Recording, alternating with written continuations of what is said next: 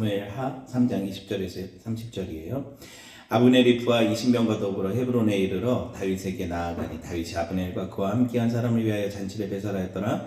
아브넬이 다윗에게 말하되 내가 일어나 가서 온 이스라엘 무리를 내 주 왕의 앞에 모아 더불어 언약을 맺게 하고 마음에 원하시는 대로 모든 것을 다스리게 하리이다 하니 이에 다윗이 아브넬을 보내매 그가 평안히 가니라. 다윗의 신복들과 요압이 적군을 치고 크게 노력한 물건을 가지고 돌아오니 아브넬은 이미 보냄을 받아 평안히 갔고 다윗과 함께 헤브론에 있지 아니한 때라. 요압 및 요압과 함께한 모든 군사가 돌아오매 어떤 사람이 요압에게 말하여 이르되 내레 아들 아브넬이 왕에게 왔더니 왕이 보내매 그가 평안히 갔나이다 하니 요압이 왕에게 나아가 이르되 어찌하심이니까 아브넬이 왕에게 나왔거늘 어찌하여 그를 보내 잘 가게 하셨나이까. 왕도 아시려니와 내레 아들 아브넬이 온 것은 왕을 속임이라. 그가 왕이 출입하는 것을 알고 왕이 하시는 모든 것을 알려 함이니이다 하고 이에 요압이 다윗에게 나와 전령들을 보내 아브넬을 쫓아가게 하였더니 시라 우물가에서 그를 데리고 돌아왔으나 다윗은 알지 못하였더라.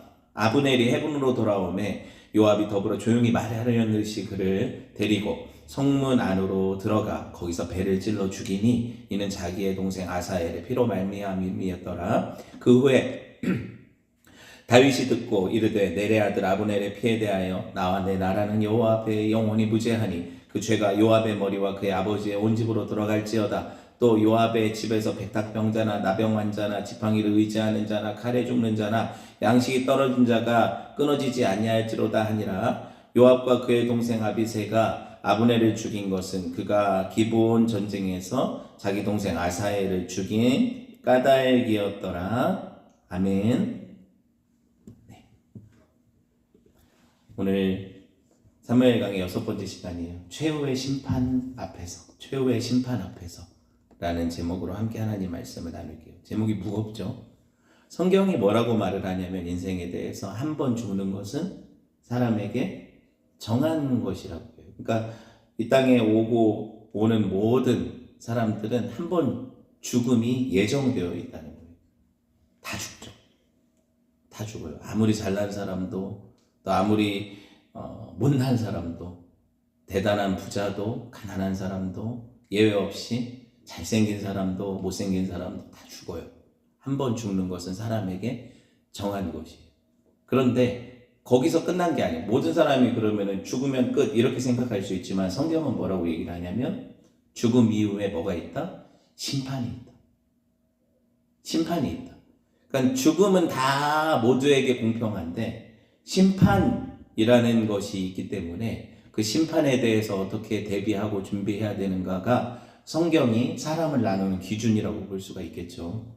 여러분 오늘 본문이 왜 그런 이야기를 하는지는 제가 뒤에 설명을 해드릴 텐데 지난 시간에 이스보셋이라는 허수아비 왕이 아브넬이 자기 아버지 사울의 첩을 취한 것을 책망을 하니까 이 아브넬이 화딱지가 나서 참지를 못해서 막 쏘아붙이고 반역적인 말을 서슴없이 해요. 왕 앞에서. 야 원래 다윗을 하나님 뜻대로 왕을 세웠어야 되는데 너 같은 걸 왕으로 세워가지고 내가 오늘 이런 모욕을 당한다. 근데 왕의 첩을 취한다는 건 제가 뭐라고 설명을 했죠? 자기가 왕이 되려는 야심이 있는 사람들이 하는 일이라고 했죠. 어떤 분들은 사실 아브넬이 이렇게까지 화내는 이유는 이스보셋이 오해를 해서 사실 그런 일이 없었는데 오해를 해서 그것 때문에 화가 나서 다윗한테 붙었다. 뭐 일리는 있어요. 사실 그것도. 왜냐면 정확하게 지금 이거를 성경이 말하고 있지는 않으니까. 그게 실제로 일어난 일인지 아니면은 이게 오해에 의해서 비롯된 일인지 정확하게 말하지는 않으니까. 근데 저는 더 많은 분들의 그 해석을 따라서 아브넬이 아마 그 일을 벌였을 것이라고 생각을 하는 게 아브넬이 원래 약간 그런 야욕 있는 사람이니까. 그렇죠? 그리고 그것이 충분히 가능성 있는 이야기라고 생각을 하거든요.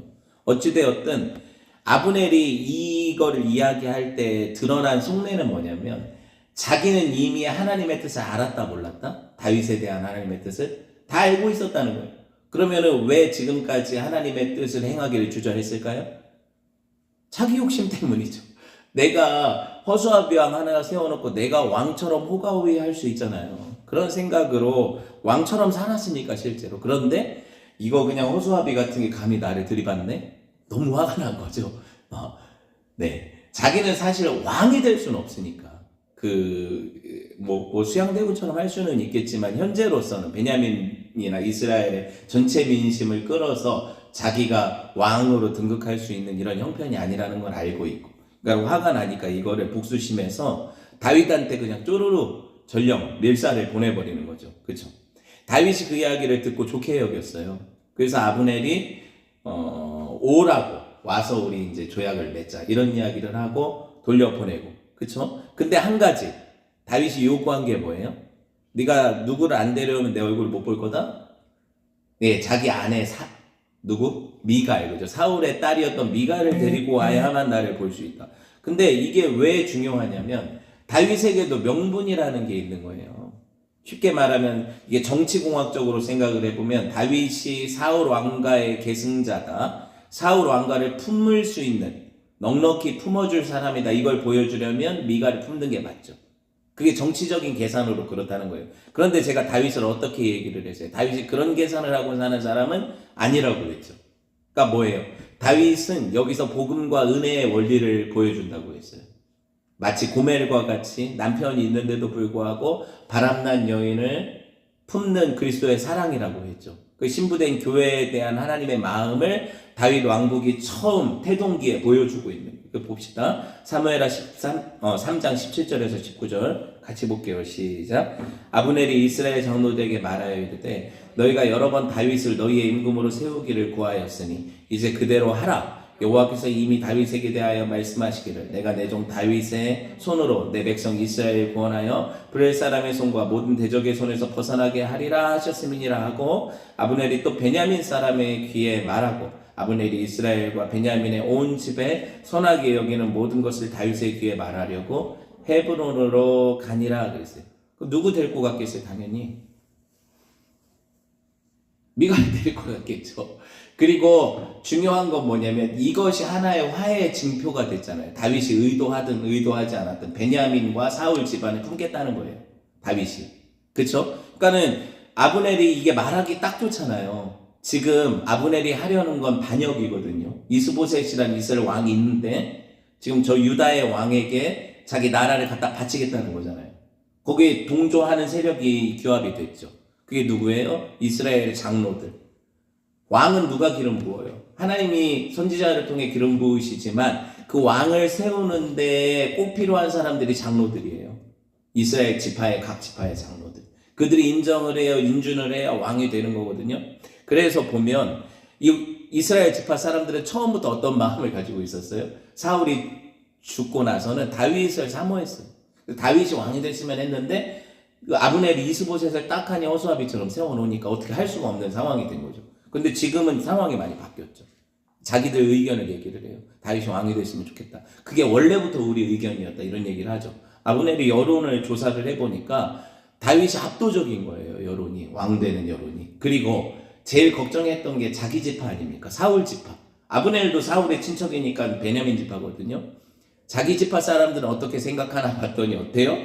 자기네 지파 사람들도 다윗을 좋아해요. 근데 그 이유 중에 하나가 뭐예요? 미갈을 다윗이 품은 거예요. 그러니까 베냐민 사람들이 생각할 때 더 이상 다윗이 우리한테 복수하지는 않겠구나, 이런 생각을 하게 되는 거죠. 이 일이 전화위복이 돼서 아브넬은 다윗을 왕으로 옹립할 이 계획을 착착 진행을 시키려고 하는 거죠. 그러니까 우리가 이런 것들을 보면 참 의도하지는 않았지만 하나님께서 다윗의 그 선하고 용서하는 마음을 통해서 어떻게 일하시는가를 보게 돼요. 그러니까 하나님이 성도들에게 요구하시는 바가 어떤가를 보게 되죠. 우리가 그런 선한 마음과 의도를 가지고 하나님의 뜻을 행하면 어떻게 해요? 모든 문제들이 주의 나라와 주님의 의를 구하는 자에게 모든 것이 합력하여 선을 이루게 되는 거예요. 그러니까 다윗이 왕이 되는 것이 착착 진행이 되죠. 막 다윗이 머리 써서 어떻게 하면은 내가 미갈을 데려오고 어떻게 하면은 다시 저 이스라엘 사람들의 마음을 얻어서 왕이 될까, 골리앗을 한 번 더 죽여야 되나, 뭐 이런 생각을 하고 그걸 계획해서 했다면 참 꼬일 텐데 일들이. 그게 아니잖아요. 가만히 7년 반 헤브론에 있었을 뿐이에요.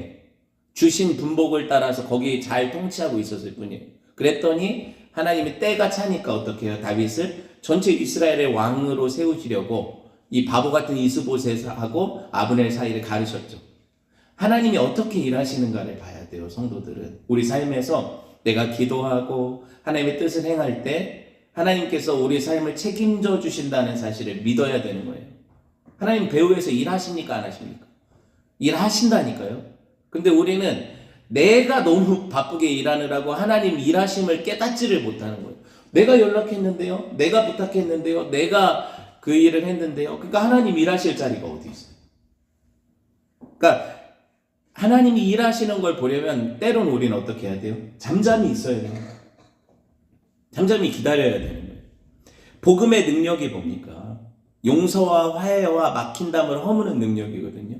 다윗이 그거 하나 붙잡고 산 거예요. 그냥 그랬더니 하나님이 그 외의 모든 것들을 그에게 더하시는 거예요. 그래, 이게 하나님 나라의 왕이지. 우리가 그 하나님 나라의 왕자와 공주들이잖아요.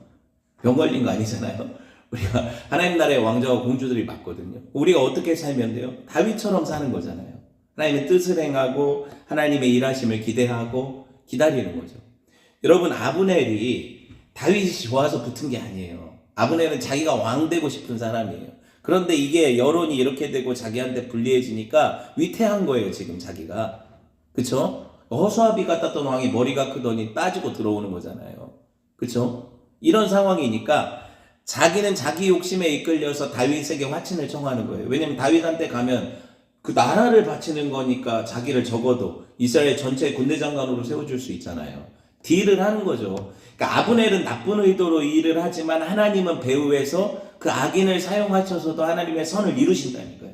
우리가 우리의 나쁜 의도를 가지고 어떤 일을 한다고 해보세요. 그렇다고 하나님 당신의 목적을 못 이루실 것 같아요? 아니라니까요. 바울이 뭐라고 합니까? 빌립보 교회에 너네는 악한 의도로 내가 감옥에 있는데 빌립보 교회에서 전도하다가 감옥에 갇혔잖아요. 옥중서신이니까. 내가 감옥에 있는데 바울을 질투한 일단의 무리들이 교회에 있어서 내가 바울보다 뛰어난 사람들이라고 사람들의 마음을 얻으려는 몇몇 지도자들이 시기로 전도를 했어요. 내가 더 말씀 잘 가르치고 내가 더 바울보다 뛰어난 사람이다. 이렇게 교회의 신망을 얻으려고 바울이 감옥에 있는 동안 시기로 전도를 했는데 바울이 이 소식을 들었을 때 제가 목회자니까 제가 감옥에 있는데 만약에 누군가가 제 어떤 권위를 무너뜨리고 이 안에서 인정을 얻으려고 그렇게 행동을 했던 그걸 들었을 때 제 기분이 어땠을까요? 저주를 했을 것 같아요. 근데 바울이 뭐라고 얘기합니까? 너무 기쁘대. 왜? 시기로 하나 진심으로 하나 전파되는 것은 그리스도니 나는 기뻐하고 또 기뻐하리라. 그릇이 다르죠. 그 그릇이 달라요. 다윗이 그릇이 달라요. 아브넬이라는 사람을 모르는 게 아니에요. 다윗이 오래 겪었거든요. 그릇이 달라요. 다윗은 이게 하나님 뜻이라면 하나님께서 이 일을 저 사람을 통해서 하실 수 있다는 믿음이 있는 거예요. 그렇죠? 그러니까 현재 이제 어떻게 보면은 이스보셋 입장에서는 반역이잖아요. 이스보셋 입장에서는 이스라엘 전체가 특히 군대 장관이 그 쿠데타를 일으키는 거잖아요. 지금 국방부 장관이 그런 거거든요. 그런 상황인데 아브넬의 말에서 드러나는 정황은 뭐냐면 이게 하나님 뜻이라는 걸 이미 알고 있었고 이스라엘 장로들도 다 공감하는 바예요. 하나님이 다윗을 왕으로 세우시겠다는 그 약속이 있었고 그들이 계속 미적미적했지만 실제로 하나님의 뜻이 이거다 하니까 그들이 자기들의 쿠데타에 뭐가 있어요? 명분이 있는 거잖아요. 하나님 뜻이라는 명분이 있는 거잖아요. 생긴 거잖아요. 그 훨씬 더 이 일을 추진하는데 어려움이 없었겠죠. 반역을 하는 거예요, 실제로. 그리고 이 모든 것들이 보면 인간적으로 보면 참 불쌍하잖아요.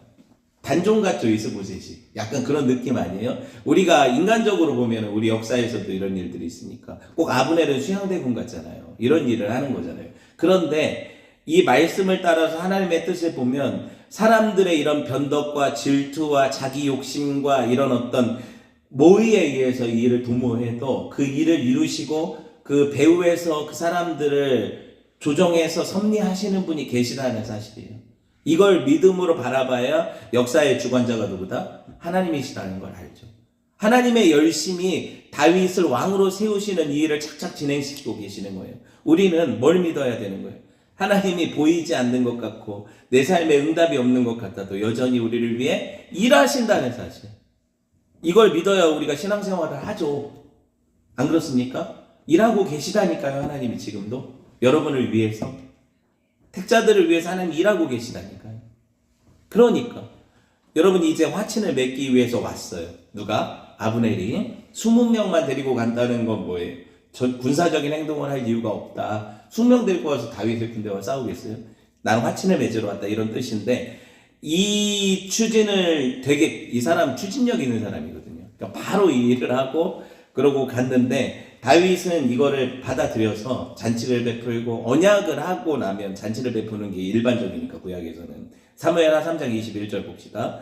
아브넬이 감격해가지고 다윗한테 이런 맹세를 해요. 볼게요. 시작. 아브넬이 다윗에게 말하되 내가 일어나 가서 온 이스라엘 무리를 내 주 왕의 앞에 모아 더불어 언약을 맺게 하고 마음에 원하시는 대로 모든 것을 다스리게 하시리다 하니, 이에 다윗이 아브넬을 보내매 그가 평안히 가니라. 이제 다윗한테 뜻을 전했고 다윗도 그렇게 하기를 원해요. 그러니까 아브넬이 어떻게, 제가 가서 이제 다 준비할 테니까 왕은 오셔서 왕의 등극만 하시면 됩니다, 이렇게 장례를 약속하고 가는데, 우리가 이 본문을 보면 어떻게 해요? 다윗은 아브넬한테 해코지를 하나도 안 했어요. 실제로 평안히 보냈다고 몇 번이나 샬롬 얘기가 몇 번이나 나와. 평안히 보냈다, 다윗은 평안히 보냈다, 이 얘기가 몇 번이나 나와요 본문에. 왜냐면 아브넬의 죽음이 다윗과 상관이 없다는 얘기죠. 다윗의 입장에서는 이제 가만히만 있어도 어떻게 해요? 왕이 되는 거예요. 온 이스라엘의 왕이 되는 거예요. 그런데 누가 산통을 깨요? 고모 아들, 고종 사촌, 네, 이 스루야의 아들들이 항상 문제예요. 그래서 나중에 저는 어렸을 때 수림인 줄 알았어요. 스루야의 아들들이 항상 요압, 아비새, 아사엘, 얘네들이 하여튼 문제가 돼. 다윗에게 충성도도 되게 높아요, 사촌 형한테. 그런데 또 한 가지는 뭐냐면 자기 열심이야. 아시겠어요? 하나님의 열심이 아니라 인간적인 열심으로 과잉 충성 경쟁을 하는 사람들, 이 사람들. 아시겠죠? 그래서 막 사지에도 가서 다윗이 목마르다고 하면 그 위험한 적진에 뛰어들어서 우물물도 퍼오고 이렇게 충성하지만 하나님을 향한 그 믿음의 충성이 아니라니까요. 그래서 이게 문제가, 왜냐면 공로가 되잖아요. 내가 이렇게까지 했는데 왕이 나를 안 알아주네? 사촌형인 다윗이 왕인데, 그쵸? 아브넬도 사촌이잖아요, 사울의. 이렇게 보면, 그쵸? 나를 안 알아주네? 이게 얼마나 서운해요. 교회 안에서 다 시험 뜨는 게 그거잖아요. 목사님 날 안 알아주네. 내가 이렇게 헌신하는데. 이렇게 되는 거잖아요. 그러니까 여러분은 헌신 잘 안 하잖아요. 알아주길 원하지 않으니까. 농담이고요. 요압은요, 다윗의 고모가 되는 스루야라는 여인이 있어요. 그 여인의 아들이고 그 세 아들이 있었는데 아사엘이 죽었죠. 기억나요? 헬갓 핫수림이라는 그 전투, 왜 머리채 붙잡고 열둘 나와가지고 청년들이 옆구리 찔러서 죽는 그 전투에서 그렇게 다윗의 팀이 이기고 나니까는 신이 나서 누굴 쫓아가요? 아브넬 군대를 쫓아가는 거예요. 완전히 이길 줄 알고 쫓아가는데, 아브넬이 돌아보니까 아사엘이 발이 엄청 빠른데 쫓아오는 거예요. 그런데 얼굴에 안면이 있어.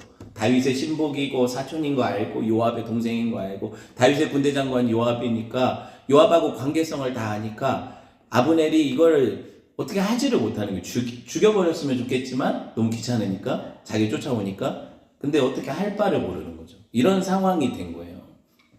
여러분, 당연하게도 요압과 아비새는 동생을 죽인 아브넬을 미워했겠죠. 하지만 이게 무슨 상황에서 벌어진 일이에요, 이게? 전쟁이라는 특수한 상황에서 일어난 일이잖아요. 개인적으로 살인 사건이 일어난 게 아니라 전쟁이라는 전쟁통에서, 그러면 죽어요? 내가 죽어요? 그 사람이 아무리 귀하고 그 인맥 있는 사람이라고 해서 내가 죽어야 되는 거예요? 그건 아니잖아요. 그러니까 전쟁이라는 특수한 상황에서 일어난 일이니까 이거는 살인은 아니거든요. 전쟁에서 총 쏴서 죽인 사람을 살인자라고 부르진 않잖아요. 그쵸? 그런데 여러분, 딱히 복수할 명분도 없죠. 그리고 저 아브넬이라는 대상은 이스라엘 전체 군대 장관이니까 한 번 얼굴 마주치기도 힘든 사람이에요, 요압 입장에서는.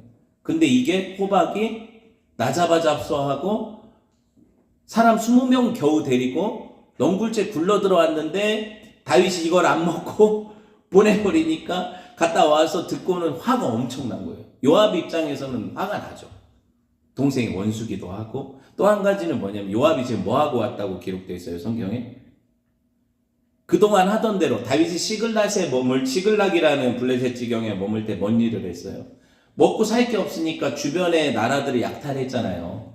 아말렉 족속이나 그 주변에 하나님 치라고 하신 민족들을 막 쳐가지고 멸절시키고 거기서 막 떼우고 사람들 다 죽이고 이런 일을 했죠, 다윗이. 그게 그들의 주 수입원이었고, 헤브론에서 왕이 됐을 때도 아직 유다 지파 한 지파기 때문에 다윗이 세금이나 아니면 왕정에 필요한 그런 것들을 공급받을 데가 없는 거예요. 그러니까 다윗이 지금까지 하던 대로 장군들을 보내서 뭐래요? 주변의 나라들을 습격하게 해서 그걸로 세수를 얻은 거예요. 아시겠죠? 그래서 왕이 월급도 주고 해야 될 거 아니에요, 사람들. 그 일을 한 건데, 요압은 그럼 자기 입장에서는 그렇게 다윗을 위해 뼈 빠지게 헌신했는데 다윗은 원수를 놔보내 버린 거니까 기분이 나빠요. 엄청 기분 나빠가지고 따지잖아요, 사촌 형한테. 형, 사석에 있을 땐 이렇게 말했을 수도 있어. 형 어떻게 나한테 이럴 수 있어? 형, 아사엘도 형 동생이잖아, 사촌 동생이잖아요. 근데 어떻게 그 원수를 그냥 내보낼 수 있어요? 그리고 그 사람이 왜 왔는지 알아? 형이 어떻게 하는지 보고 나중에 형 공격하려고 오는 거야. 이렇게 얘기를 하는 거예요, 지금. 이해되시죠? 다윗은 요압이 이제 다윗 몰래 어떤 일을 벌여요. 전령을 보내가지고 한 3, 4km밖에 못 갔어요. 어떤 우물의 이름 나오잖아요, 지명이. 3, 4km밖에 헤브론에서 못 간 상태인데 빠르게 달려가서 다윗이 몰래 다시 부른 것처럼 속인 거죠. 그러니까 그 사람이 아무 의심 없이 무방비 상태로 왔다가 헤브론 성문에 왔다가 어떻게 해요? 요압이 배를 찔러가지고 뭐 할 말이 있는 것처럼 조용히 데리고 가서 칼로 배를 찌르는데 수가 있어요? 아브넬이 죽네요. 죽었어요. 그리고 뭐 때문이래요? 그게 동생 때문이라고 성경이 분명히 얘기를 하잖아요. 3상 3장 27절 봅시다. 시작. 아브넬이 헤브론으로 돌아오매 요압이 더불어 조용히 말하려는 듯이 그를 데리고 성문 안으로 들어가 거기서 배를 찔러 죽이니 이는 자기 동생 아사엘의 피로 말미암이었다. 아브넬한테 아사엘이 배가 찔려서 죽었거든요. 그렇죠? 동일한 방법으로 복수를 하잖아요. 죽일 마음이 전혀 없었어요, 아브넬은. 근데 막 자꾸 쫓아와. 다른 사람 붙잡고 싸워라 그러는데도 계속 아브넬 말 쫓아오니까 요압 얼굴 봐서라도 살려주려고 했는데 도저히 그게 안 된 거예요. 그렇죠? 아사엘은 달리기가 들노루처럼 빨랐다고 거기 기록되어 있잖아요. 들노루. 고라니 뛰는 거 봤어요? 차랑 같이 뛰어요, 옆에서. 그렇게 빨라요. 이렇게 빠른데 달리기만 빨랐을 뿐이에요. 싸움을 못해. 그러니까 아브넬은 나이가 든 노장인데 사실 창 끝으로 찌른 게 아니에요, 지금. 칼 날붙이 있는 대로 찌른 게 아니라 창 뒤로, 거기 성경에 얼마나 자세하게 나와요. 창 자루 있죠. 나무로 된 자루가 있다면 자루 끝으로 찔렀는데 지가 하도 빨리 달려오다 보니까 속도를 제어를 못하고 창 그 뒤 자루에 배가 찔려가지고 등까지 나왔대요. 성경이 이렇게 자세하게 하는 이유가 뭐예요? 아브넬은 고의적으로 아사엘을 죽일 이유가 전혀 없었고 그러려고도 안 했다는 거예요. 의인이라는 거예요. 다윗이 의인이라고 하잖아요. 아브넬을 향해서. 죽일 의도를 가지고 죽인 게 아니라고. 그쵸? 사무엘하 2장 22절 봅시다. 같이요. 시작. 아브넬이 다시 아사엘에게 이르되 너는 나촉해를 그치라. 내가 너를 쳐서 땅에 엎드러지게 할 까닭이 무엇이냐. 그렇게 하면 내가 네 형 어떻게 네 형 요압을 대면하겠느냐 하되 그가 물러나기를 거절하며 아브넬이 창 뒤끝으로 그의 배를 찌르니 창이 그의 등을 꿰틀고 지나간지라. 곧 그곳에 엎드러져 죽음에 아사엘이 엎드러져 죽은 곳에 이르는 자마다 머물러 섰더라. 창 뒤 그냥 자루로 찔렀는데 지가 빨리 달려오다 엎드려서 죽은 거거든요. 그렇죠? 이게 성경이 그냥 죽었다고 안 하고 이렇게 기록하는 이유가 있다니까요. 아브넬은 아사엘을 죽일 의도가 전혀 없는 채로 죽은 거라는 얘기를 하는 거예요. 이 얘기를 왜 이렇게 기록하는지 제가 설명을 드릴 거예요, 이제. 여러분, 두 형제가요. 아사엘이 죽었으니까 요압하고 아비새가 남았죠. 이 둘이 공모를 해서 죽인 거예요. 두 형제가 다 이 핏값을 치르게 되는 거예요. 사무엘하 3장 30절 봅시다. 시작. 요압과 그의 동생 아비새가 아브넬을 죽인 것은 맞죠. 같이 죽인 거예요. 한 명은 불렀고 한 명은 찔렀죠. 그래서 기브온 전쟁에서 자기 동생 아사엘을 죽인 까닭이라 이유도 나와요. 근데 여기 숨겨진 뉘앙스를 보세요. 성경이 지금 아사엘은 어디서 죽었대 지금? 전쟁 통해 죽었대요. 그러니까는 이거는 개인적인 원한이 있을 이유가 없다는 거예요. 그죠? 전쟁에서 죽었다고 써 있잖아요. 굳이 이런 기록을 하잖아요. 아사엘이. 그죠? 그리고 개인적인 원한으로 고의적인 살인을 하지 않은 사람이기 때문에 이 사람은 부지 중에 살인한 자가 돼요. 의도성을 가지지 않은 살인자가 돼요. 계획살인이 아니라는 거예요. 그렇죠? 그러면 계획하지 않은 살인을 한 사람은 용서받을 수 있는 법이 이스라엘에 있었어요, 없었어요? 제가 민수기에서 분명히 가르쳐 드렸죠. 그게 무슨 법이에요? 도피성의 법이죠. 도피성의 법이잖아요. 도피성에 들어가면 부지중에 살인한 자는 그 대제사장이 살아있는 동안에는 재판을 통해서 죽지 않고 살 수 있는 권한을 갖게 돼요. 그 사람이 고의적으로 살인 안 했다는 증거가 있으니까 그렇게 된다는 거예요. 성경이 얼마나 치밀한지를 보세요. 자, 다윗도 그걸 분명히 지적을 하거든요. 3장 28절 29절 시작. 그 후에 다윗이 듣고 이르되 내레 아들 압넬의 피해에 대하여 나와 내 나라는 여호와 앞에 영원히 무죄하니 그 죄가 요압의 머리와 그의 아버지의 온 집으로 돌아갈지어다. 또 요압의 집에서 백탁병자나 나병 환자나 지팡이를 의지하는 자나 칼에 죽는 자나 양식이 떨어진 자가 끊어지지 아니할지로다 아니라. 보셨죠? 백탁병자가 뭐죠? 제가 지금 이거를 제대로 연구를 안 해왔네. 백탁병자 그거 아니에요? 눈이 이렇게 잘 안 보이는 사람? 그런 것 같은데 한번 검색을 해보세요. 어쨌든 여러분이 검색을 해보시고, 다윗이 생각할 때 아브넬은 무죄한 자예요. 그쵸? 그래서 다윗은 그를 의인이라고 부르는 거거든요. 그 사람은 무죄한 자이기 때문에 무죄한 자의 피를 흘리는 것은 하나님이 기뻐하시지 않거든요. 약속의 땅에서. 그래서 나는 그를 죽이는 일에 개인적으로 관계없다. 이걸 딱 선언해버리죠. 그리고 요압이 이 일을 했다. 그러면서 자기 사촌동생, 자기 장군한테 뭐라고 저주를 해요. 니네 집안은 앞으로 칼이 안 끊기고 백탁병자 안 끊기고 양식 떨어져 굶어 죽는 인간들이 끊이지 않을 거다. 막 이런 저주를 내부거든요. 그렇죠? 그런데 이게 정말 용서받을 수 없는 일이에요. 왜냐면 하나님의 뜻으로 다윗을 왕으로 세우려 했던 화친하러 온 자를 죽인 건데, 백주 대낮에 다윗은 이거를 자기가 한 일이 아니다. 그래도 사람들이 믿을까? 이게 쉽지 않아요. 왜냐하면 생각해보세요. 이스라엘 입장에서는 자기들의 뜻을 모아서 아브넬이 사신들을 데리고 갔는데 헤브론에서 죽임을 당했단 말이에요. 요압이라는 장군이 죽였대. 근데 다윗이 안 시켰으리라는 보장이 어디 있어요? 이해되죠? 전시 상황인데. 그러니까 이런 오해를 받을 수 있는데, 다윗이 요압이 한 일 때문에 다윗이 지금 되게 위기에 빠진 거예요. 그러니까 왜 이렇게 자기는 아니라고 하는 게 이해가 안 되잖아요. 왕이 사실 최종 책임자인데, 근데 다윗은 아니라는 거예요. 지금 자기는 아니라는 거예요. 이 일에 상관이 없다는 거예요. 전체 왕이 돼야 되거든요. 통일왕국에. 근데 하나님의 나라가 어떻게 피로 쓰여지는 역사 가운데 있습니까? 그게 아니잖아요. 그렇죠? 그러니까 베냐민 지파랑은 영영 척을 지게 되잖아요. 그렇게 되면. 그렇죠? 온 이스라엘하고도 뭐 전쟁의 역사가 지속될 수도 있고. 다윗이 무슨 말을 해요? 내가 지금 비록 왕은 왕인데 아직 힘이 없다. 그래서 이 고모 아들들이 이렇게 난리를 쳐도 얘네들이 봐라. 셋이나 돼가지고 지금 둘 남았지만 쌍으로 나한테 덤비면 내가 얘네들을 제어할 힘도 없다. 이렇게 얘기를 하는 거예요. 근데 이게 이스라엘한테 먹혀. 왜 먹히냐면 생각해 보세요. 아브넬이 이스보셋을 왕 대접했어요? 안 했죠. 거기도 내내 혈연 관계잖아요. 그런데 보세요. 호수아비 왕처럼 세워놓고 지 맘대로 다 했죠. 이해되는 거예요. 다윗의 입장이. 그 군대 장관들이 반란을 일으키면 다윗이 무슨 힘이 있겠어요. 그렇죠? 이게 먹히는 거예요. 이런 해명들이. 다윗은 나랑 이게 상관이 없다 하고, 사실은 이렇게 이야기할 때 사람들이 믿어주기 시작하는 거죠. 근데 이제 나중에 믿는 게 치명적으로 믿을 수밖에 없는 이유가 나중에 나오지만, 역사에 만일이라는 건 없지만 아브넬이 살아있다면 다윗 입장에서도 제가 볼 때는 다윗이 아브넬을 군대 장관으로 세웠을 것 같아요. 살아있다면. 왜냐면 요압 세력을 딱 억제할 수 있는 사람 유일하게 아브넬밖에 없거든요. 이스라엘 전체를 등에 업을 수 있기 때문에. 근데 어쨌든 이건 역사적으로 이미 벌어진 일이고 아브넬은 죽었단 말이에요. 그렇죠?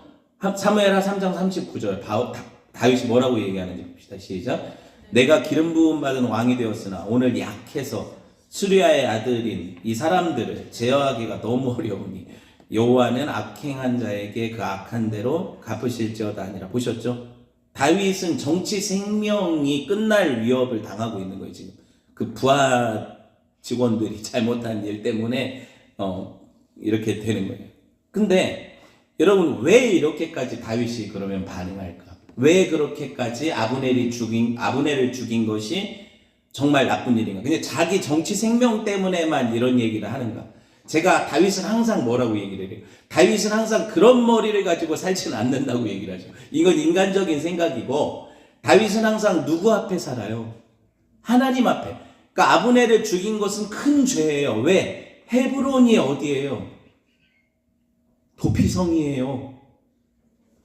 헤브론이 도피성이라고요. 여호수아서 20장 7절에서 9절 봅시다. 시작. 이에 그들이 납달리의 산지 갈릴리 게데스와 에브라임 산지 세겜과 유다 산지 기럇 아르바 곧 어디? 헤브론과 그리고 이는 곧 이스라엘 모든 자손과 그들 중에 거류하는 거류민을 위하여 선정된 성읍들로 누구든지 부지 중에 살인한 자가 그리로 도망하여 그가 회중 앞에 설 때까지 피해 보복자의 손에 죽지 아니하게 하기 위함이라. 놀라운 원리가 있죠. 아브넬은 거기서 죽으면 안 되는 사람이에요. 왜? 부지 중에 살인한 자잖아요. 죽이려고 의도를 가지고 고의성을 가지고 살인한 자가 아닌데 감히 하나님의 거룩한 법이 살아있는 도피성에서 누가 죽었어요? 아브넬이 재판도 못 받고 죽은 거예요, 지금. 엄청난 다윗에겐 이게 충격인 거예요. 왜? 다윗이 대제사장 아닙니까? 어떻게 보면 하나님이 유다 지파의 왕으로 세우셨지만 사실 다윗은 왕이요 선지자요 제사장이잖아요. 그 사람이 살아있는데 어떻게 그 성에서 하나님의 법이 살아있는데 죽습니까? 부지 중에 살인한 자가. 도피성의 제도를 알잖아요. 제가 몇 번 설명을 드렸잖아요. 대제사장이 살아있는 동안에는 거기로 피한 자는 피해 보복자들, 그 가족들로부터 보호받을 수 있어요.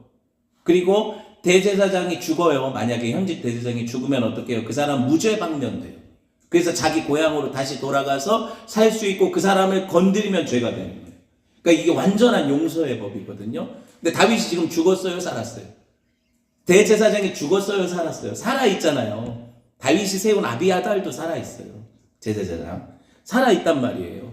그러니까 거기서 아브넬이 죽은 것은 요압은 하나님의 심판의 대리자가 아니라 자기가 그 벌을 받아야 될 사람이 된 거예요. 그 심판을 받아야 될 사람이 된 거예요. 자, 함께 갔던 19명의 군인들 있죠. 아브넬과 함께 갔던. 그 사람들의 입장에서는 요압만 데리고 가서 죽였단 말이에요. 자기들은 다 살았어.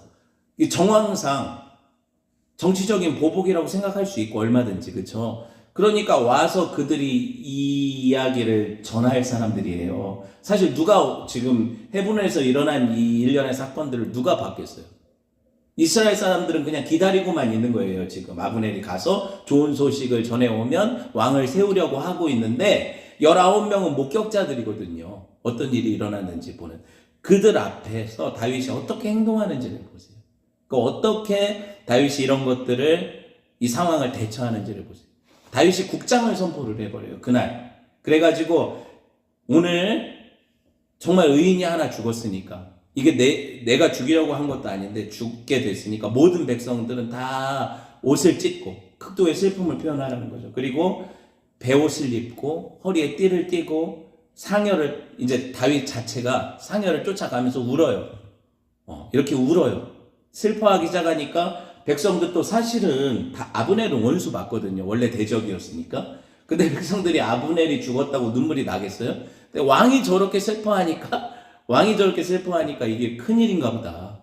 백성들이 이제 전염이 되죠. 슬픔에 전염이 돼서 같이 울고 그렇게 되어지는 일이 있던 거예요. 사무엘상 3장 35절 봅시다. 시작. 석양에 뭇 백성이 나와 다윗에게 음식을 권하니 다윗이 맹세하여 이르되 만일 내가 해지기 전에 떡이나 다른 모든 것을 맛보면 하나님이 내게 벌 위에 벌을 내리심이 마땅하니라 하며 온 백성이 보고 기뻐하여 왕이 무슨 일을 하든지 무리가 다 기뻐하므로 이날에 온 백성과 온 이스라엘이 넬의 아들 아브넬이 죽인 것이 왕이 한 것이 아닌 줄을 아니라. 보셨어요?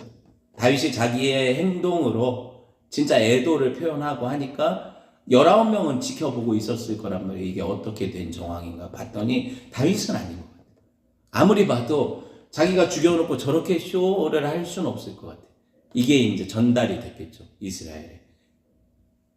그랬을 것 같아요. 제가 볼 때는. 진심이 통한다는 거죠. 진심이 통해서 이런 문제들이 이제 해결이 되니까. 다윗이 금식까지 하잖아요. 밥을 안 먹으면서 금식까지 하잖아요. 그러니까 사람들이 다윗이 죽인 게 아니다. 다윗이 죽인 게 아니다. 생각해보면 막 아브넬이 딱 죽었을 때는 다 화가 나서 이성을 잃을 수도 있어요. 이스라엘 전체가. 이 전쟁하자는 거 아니에요. 그런데 생각해보면 그럴 이유가 없잖아. 다윗이 왜 죽여야 돼요? 지금 이 아브넬이 왜 갔는지 다 알고 있거든요. 이스라엘 사람들은. 다윗한테 왜 갔어요? 화친하고 왕을 세우려고 갔는데 왜 죽이겠어요, 다윗이? 다윗이 이 사람을 죽일 이유가 하등에 하나도 없는 거죠. 그러니까는 정신 차리고 보니까 다윗은 정말 죽일 의도가 없었다. 근데 다윗이 딱 지목을 하잖아요. 누가 죽였다? 자기 군대 장관 요압 사촌 동생을 이제 그것도 다 밝혀버렸어요, 다윗이. 그래가지고 이놈들이 죽였다. 이놈들이 죽였다. 이렇게 된 거죠. 생각해 보세요. 다윗이 만약에 그렇게 뭐 정치적인 공작과 그런 암살과 이런 걸로 왕이 되려고 했다면 벌써 됐어요. 사울을 2번씩이나 죽였을 거예요. 맞죠? 다윗이 그런 마음과 의도를 가지고 했다면 이미 다 벌써 왕 됐는데 이스라엘이 다 알아요, 이 얘기를. 다 아는데 굳이 이제 와서 사울도 다 죽은 판에 아브넬을 죽여가지고 무슨 영달을 얻겠어요. 성경을 보세요, 여러분. 그러니까 다윗이 심정이 통하니까 이제 다윗이 막 노래도 불러. 아브넬을 위해서. 제일 특기가 뭐야? 다윗의 특기가 시 쓰는 거랑 노래하는 거잖아요. 이게 전체적으로 유다 사람들이 아브넬을 추모하는 노래를 다 부르는 거예요. 슬프게 부르고 다윗이 지은 노래로. 보세요. 나중에 이제 전체 이스라엘이 이해하게 된 것은 다윗은 그럴 의도가 없었는데 과잉 충성 때문에 얘네들이, 그리고 동생 죽인 원수 갚는 것 때문에 이런 일이 벌어졌다. 어쩔 수 없는 일이다. 이렇게 된 거거든요. 근데 다윗은 이걸 어쩔 수 없는 일이라고 넘기지 않아요. 왜? 아까 제가 얘기했지만 다윗은 항상 뭐에 꽂혀 있는 사람이에요?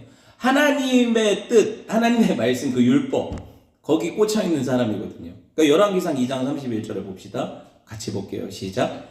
왕이 이르되 그의 말과 같이 하여 그를 죽여 묻으라. 요압이 까닭없이 흘린 피를 나와 내 아버지의 집에서 네가 제하리라. 솔로몬한테 하는, 자기 아들 솔로몬이 왕위를 이었을 때 네가 할 일이 이렇다 하고 유언하는데 뒤끝 장렬이죠. 그렇죠?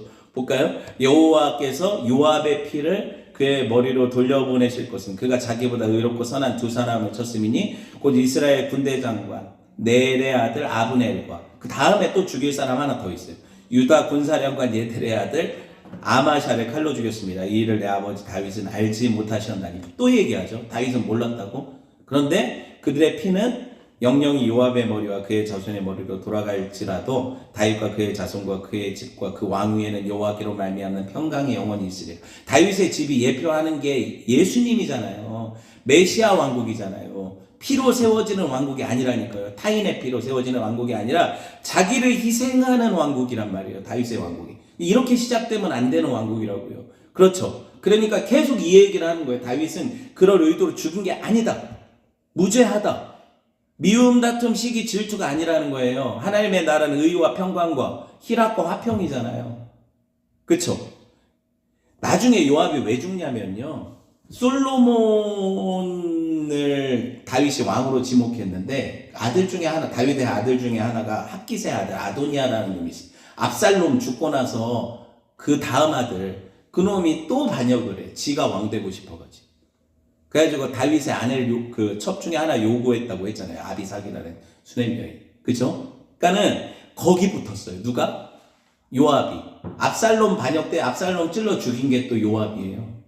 그런데 아도니아한테 붙은 거예요. 다윗이 이제 완전히 늙어가지고 죽게 되니까 누군가 하나 왕이 돼야 되니까 요압이 판단할 때 아도니아가 왕감이라고 생각을 했던 거죠. 근데 하나님의 뜻은 요압의 뜻과 달랐죠. 그렇게 된 거예요. 자, 열왕기상 2장 28절 29절 봅시다. 시작. 그 소문이 요압에게 들리매 그가 여호와의 장막으로 도망하여 제단불을 잡으니 이는 그가 다윗을 떠나 압살롬을 따르지 아니하였으나 아도니아를 따랐음이더라. 어떤 사람이 솔로몬 왕에게 이르되 요압이 여호와의 장막으로 도망하여 제단 곁에 있나이다. 솔로몬이 여호야다의 아들 브나야를 보내며 이르되 너는 가서 그를 치라. 본래 도비성 율법에 의하면 부지 중에 살인한 자는 재판을 받기까지 보호를 받고 대제사장이 살아갈 동안 계속 살 수 있고 죽으면 아까도 얘기했지만 용서되는데, 고의로 계획적으로 살인한 자는 어떻게 돼요? 도비성에서도 재판을 통해서 살인에 대한 죄값을 치르게 돼요. 아시겠어요? 지금 요압은 고의로 살인한 자예요? 모르고 살인한 자예요? 고의로 계획적으로 살인한 자잖아요. 그러면은 그가 도피성 헤브론에 있다 하더라도 심판 받아야 돼요? 받지 말아야 돼요? 받지 말아야 돼요? 받아야 되는 거잖아요. 죽어야 되는 거잖아요. 이게 놀라운 비밀이 있어요. 지금 다윗은 예루살렘이라는 성전이 지어진 예루살렘에서 죽어요. 헤브론이 아니에요. 지금 다윗 죽을 때 있는 장소는. 그죠? 예루살렘에서 죽게 되는데 거기도 내내 성전이 있고 성막이 있어요. 아직 성전을 짓지 않았으니까, 솔로몬 때 지니까 성막이 있는데 성막엔 제단이라는 게 있어요. 번제단도 있고 뭐 여러 가지 그 제구들이 있잖아요. 그런데 어떻게 해요? 살고 싶어서 그 늙은 장군 요압이 어떻게 해요? 그 제단 뿔을 딱 잡은 거예요. 제단에서는 끌어다가 죽이지 않을 거라고 생각한 거죠. 그곳은 성막이니까 보호받을 수 있을 거라고 생각한 거죠. 그죠? 자기가 죽인 아브넬은 도피성에서 죽였잖아요. 하나님이 그런 보호를 받으라고 지정된 장소인데 거기서 죽였잖아요. 그런데 자기는 거기서 제단을 거룩한 거니까 이 강대상을 잡으면 살 거라고 생각을 한 거죠. 그런데 어떻게 해요? 다윗이 죽여버리라고 하거든요. 왜? 율법에 죽이라고 했거든요. 하나님 말씀에는 그런 자는 생명의 속전도 받지 말라고 해요. 민수기 35장 31절 봅시다. 시작. 고의로 살인죄를 범한 살인자는 생명의 속전을 받지 말고 어떻게 해라? 반드시 보석하면 안 된다. 돈 주고 보석도 안 된다. 죽여버려라. 알겠죠? 이게 왜 복음이냐면요.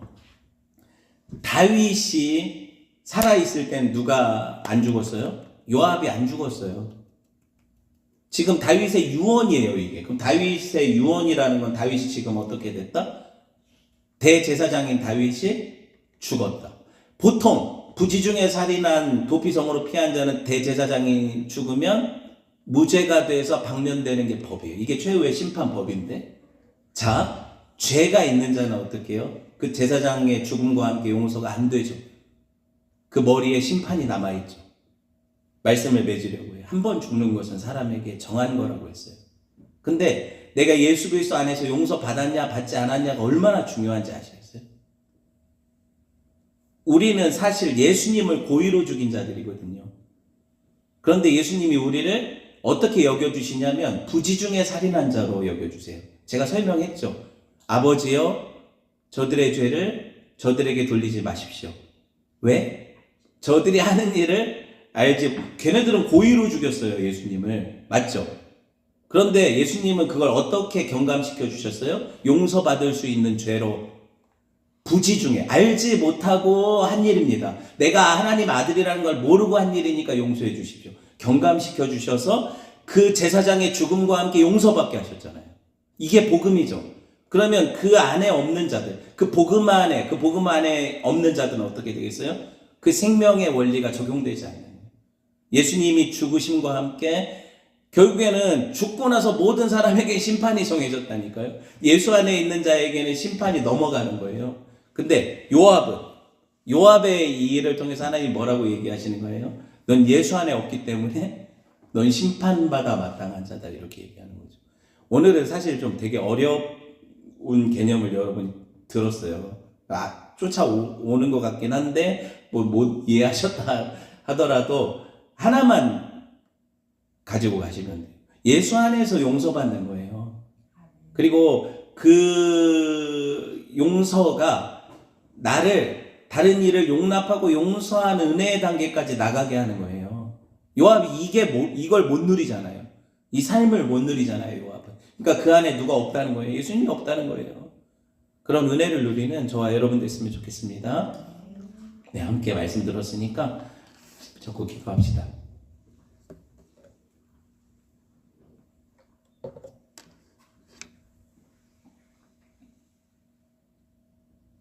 이제는 부활이요 생명이시며 우리를 위해 죽으신 대제사장 예수 그리스도의 은혜와 하나님 아버지의 아들을 아끼지 않고 내어주신 그 사랑하심과 성령의 감화 감동 내주 교통 충만하심의 역사가 하나님, 내가 주의 마지막 심판의 날에 예수 안에 발견되기 원합니다 고백하며 살기로 결단하고 그 은혜의 원리대로 다른 일을 용납하고 용서하기로 결정하는 성도들 위해 교회 위에 이제로부터 영원토록 함께 계실지어다. 아멘.